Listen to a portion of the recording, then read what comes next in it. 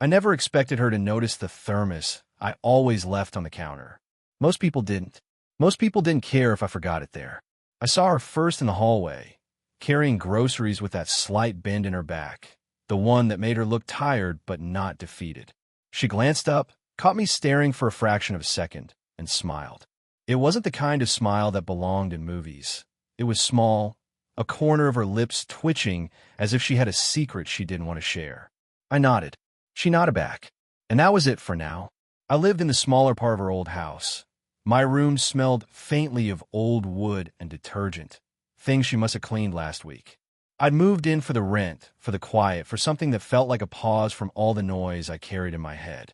My phone sat face down on a nightstand, 2 unsent messages glowing like tiny confessions I couldn't bring myself to send. She appeared again in the kitchen the next morning, already bent over the sink, steam rising from her coffee. I pretended to fumble with my mug so she wouldn't see me watching her fold a tea towel, just so, fingers lingering on the fabric longer than necessary, like she was memorizing it herself. "You left your thermos again," she said, not accusing, just observing. Her voice was even, but it caught me off guard, like she'd noticed something intimate about me I didn't even know I showed. "Oh, right," I said, reaching for it. My fingers brushed hers when I handed it back. She didn't pull away. She didn't comment. She just moved on, rinsing her cup, humming something that didn't quite fit the song playing faintly on the radio. Later, I watched her from the stairs. The sunlight caught the streaks of gray in her hair, the one she probably hated. I told myself I shouldn't notice, shouldn't care. But I did. I noticed everything. The way her foot tapped once against the floor when she thought no one was looking, the small crease by her eyes when she laughed at something she read on her phone. I felt a kind of longing I didn't have a name for. Not the loud, desperate kind. Just quiet, like noticing a bruise on your own hand and realizing you've been clenching your fist without thinking. We started exchanging small words. "Morning. Coffee's cold. Did you sleep?" Nothing that would make anyone else notice. But it was enough to stretch across the empty space between us. She laughed once, softly, at something I said while fumbling with the sugar packets. My chest tightened, and I looked away, pretending to tie my shoelaces, feeling like I'd been caught holding my own heart in my hands.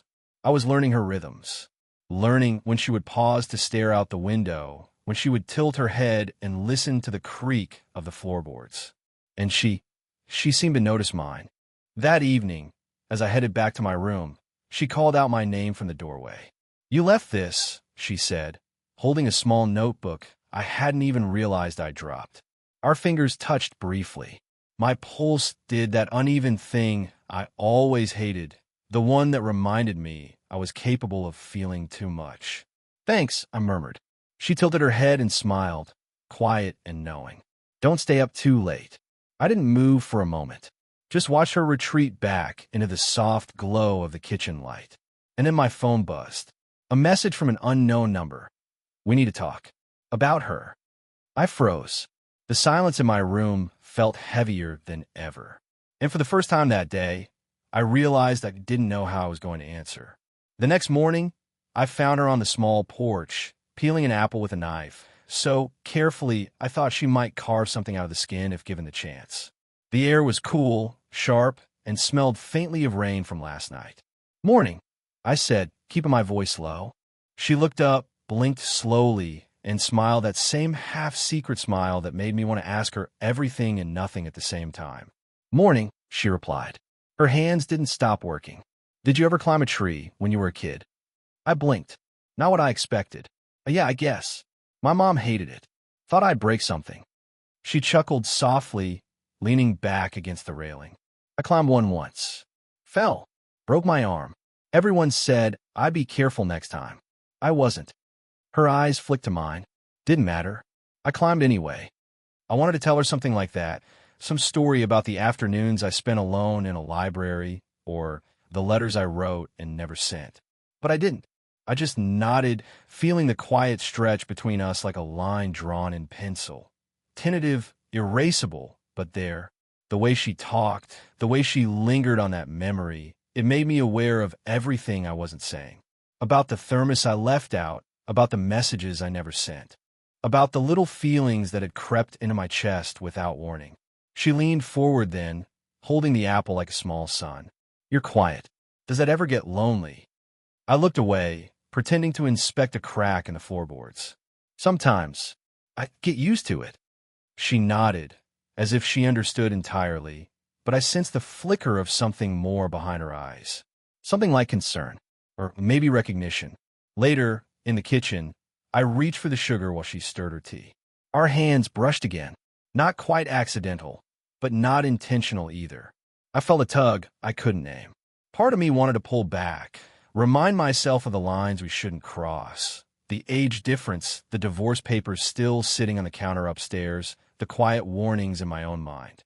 Another part of me wanted to stay, wanted to linger in that small collision of skin and space where nothing else existed.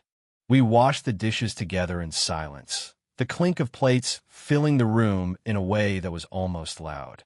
She hummed something soft, a tune I didn't recognize, and I realized I was leaning just a little closer, drawn in by the rhythm of her. Before I left, she touched my shoulder lightly, like passing a note in a classroom. Not much, just a gentle pressure, but it carried a weight that neither of us spoke aloud. I froze, felt it, then stepped back. She didn't say anything, just smiled again, eyes half closed, almost wistful. I walked back to my room, thinking of that touch, thinking of the memory she'd shared. I didn't know why that moment stayed with me. Maybe because it felt like someone finally saw me. Not the version I showed the world, or the one I hid from myself. Just me, sitting in silence, being noticed. And I realized, quietly, that noticing her back might be the most dangerous thing I'd ever let myself do. The next evening, I found her sitting at the kitchen table, a stack of unopened mail in front of her. She stirred her tea absent-mindedly, eyes fixed on a spot just beyond the window, the streetlight cutting across her face like a quiet stage. I hesitated at the doorway, wanting to step in, but not wanting to break whatever fragile rhythm she was holding. You've been quiet today, she said finally, not looking at me. Just an observation. Nothing more. Yeah, I mumbled, sliding my hands into my pockets. Work was I trailed off. Didn't know how to finish. She let it hang. I could hear the clock ticking, the low hum of the fridge, the scrape of her spoon against the cup. I wanted to ask if she had noticed my thermos again, or my shoes by the door, or the way I kept stealing glances at her. But I didn't. When I moved to rinse a plate, she glanced at me, eyes sharp for a second, then softened. Careful with that, she said. You'll chip it. I froze mid-motion. Not because of the plate, because of the way her voice carried that tiny thread of something. Concern. Or tension. My chest tightened. I swallowed. Moved on, pretending it was nothing. Later, I heard a knock. One of my friends came by unexpected. I cursed quietly under my breath.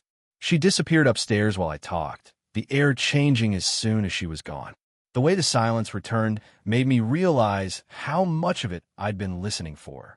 When he left, I went upstairs to check on her.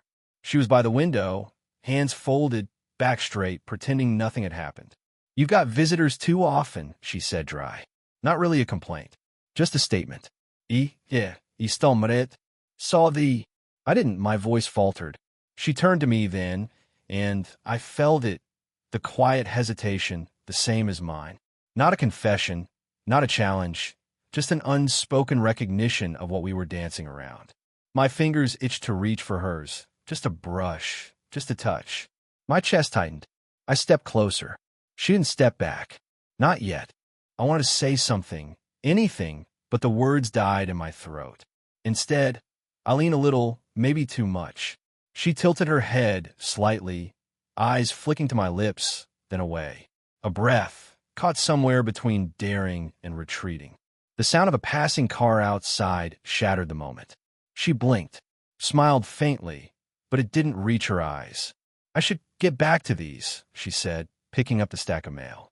I nodded, pretended to help, but kept my hands just a fraction away. Close enough to feel the warmth, far enough not to cross the line. I left the room thinking about that small shift of air between us, thinking about how close we'd been and how far we still were. That brush of near contact stayed with me, a quiet pulse in my chest, and I realized I didn't know if I wanted to pull back or step forward. She didn't answer my text that night, or the next. The kitchen lights stayed off, the hallway quiet in a way that made the house feel larger, emptier. I hovered outside my own door, imagining what she was doing, if she was angry, distracted, or just deciding I wasn't worth noticing. When she appeared the day after, it was sudden. I almost didn't recognize her. Coffee in hand, jacket zipped, eyes avoiding mine. I have to run an errand, she said. No explanation, no pause. Just the words, clipped, efficient. I nodded, not trusting my voice to stay steady. Later, I found her on the small park bench near the street corner. Leaves rustled around us. The wind carried the faint smell of damp earth. I sat a careful distance away. Neither of us spoke for a while. I watched her hands twist the lid of her thermos, watched her eyes track nothing in particular. You didn't come by yesterday, she said finally. Not a question. Not really. A statement carrying more weight than it should. I thought I should give you space, I said, unsure whether that was true or just a cover for my own fear. Her shoulders tensed. Space. Her voice caught in that way that made everything feel fragile. Do you? She trailed off. I waited, my chest tight, not of something unnamed. I started then stopped. Couldn't finish. I like seeing you, I said finally, quiet, almost lost in the wind. She didn't respond immediately. She looked down at her coffee, turning the lid slowly between her fingers. Then up at me, eyes sharp, vulnerable. Do you like me, or just the idea of me? I froze. The question hit harder than I expected. I thought about all the small mornings, the brushes of hands, the quiet confessions and glances, the half-smiles that stayed longer than they should. I don't know, I admitted. Maybe both. Maybe I can't tell anymore. She sighed, leaning back, letting the air fill the space between us. I shouldn't. I mean, it's complicated, she murmured, almost to herself. Divorce papers waiting, age difference, the quiet judgment we both carried. We sat in silence, the wind carrying the faint scrape of tires on wet asphalt, the occasional bird call. I wanted to reach for her hand, to bridge the space that suddenly felt too wide. She shifted, almost imperceptibly, closer, then paused, pulling back. I swallowed hard, heart thudding louder than I wanted. I can't stop thinking. I began, but the words tangled in my throat. I looked at her, and she looked back, eyes hesitant, shimmering with something I couldn't name. A single leaf fell between us. She reached for it with a careful finger, then let it drop again. The smallest gesture, but it felt like a heartbeat, like a warning, like a promise. I wanted to say more. I wanted to cross the line, but I didn't. Not yet. Not here. And in the quiet, I realized this could end badly. Or beautifully. And I didn't know which way it would go. Do you want this? I thought. The question hung, unspoken, between us. I found the envelope on the counter that morning. Plain, unassuming, but heavy in the way only small things can be. My name on it, in her handwriting. I hesitated, thumb brushing the flap, wondering if I should open it or let it be a quiet mystery. Inside, a photograph of her, younger, smiling with a boy I didn't recognize. And a note, folded over so carefully I almost didn't want to unfold it. He's my son. Nothing else. Just those words. I froze. I didn't feel the familiar pang of jealousy. Not exactly. It was something slower, stranger. Confusion. Distance. A sudden awareness that the space I thought we were inhabiting was more crowded than I'd imagined. I didn't know where to stand anymore. Later, she appeared in the kitchen, her expression easy, like she hadn't just changed the entire rhythm of my week. Coffee, she asked.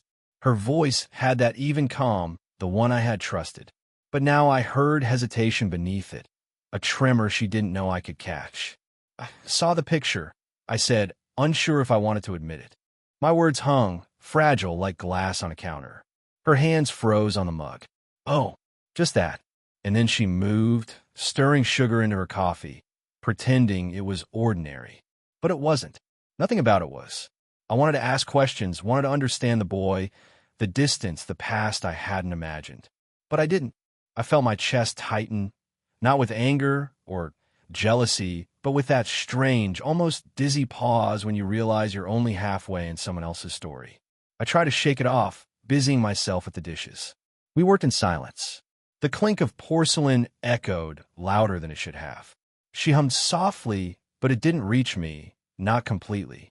I caught the flicker of her gaze once, a fraction too quick, and I thought about the boy, about her past, about all the things unspoken between us. That afternoon, I went to my room to write. My thumb hovered over my phone, a message typed, erased, typed again. I don't know if I can do this. I didn't send it. I couldn't. I left it sitting there, the cursor blinking, like a heartbeat paused in midair. She knocked lightly on my door later. I didn't answer. The small rustle of her coat as she left felt like a door closing softly, leaving me in that limbo between hope and hesitation. I sat on the edge of my bed, staring at the envelope, the photograph, the words I hadn't yet spoken. I didn't feel heartbroken. I felt paused, like life forgot to finish the sentence. Outside, the wind rattled the window, small noises filling the space I thought was ours.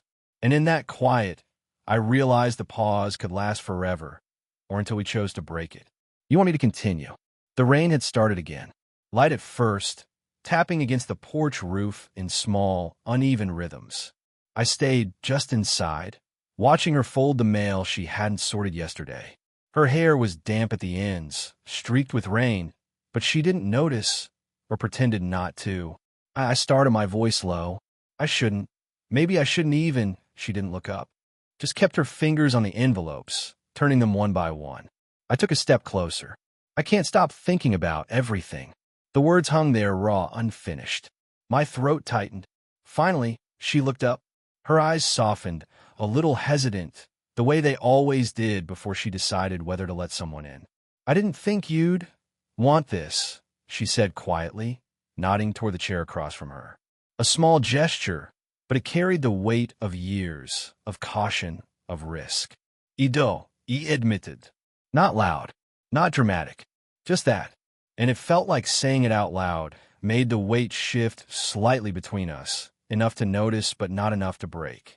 She placed the last envelope down, fingers lingering for a moment on the edge, then finally looked at me fully. I'm scared, she said. Of everything. You mean all of it. Her hands folded in her lap, still, not moving, not reaching. I sat down slowly, careful not to close the space too fast. I'm scared too, I whispered. Of losing you, or of messing this up. But I can't hide it anymore. She glanced at my hands, then back to my face. There was a pause that felt like hours, where nothing happened except breathing, the soft rain, the small creak of the floorboards. She began, then stopped. Looked away. Looked back. I lied, she admitted finally, softly, eyes searching mine. I told myself I was protecting you, but I wasn't.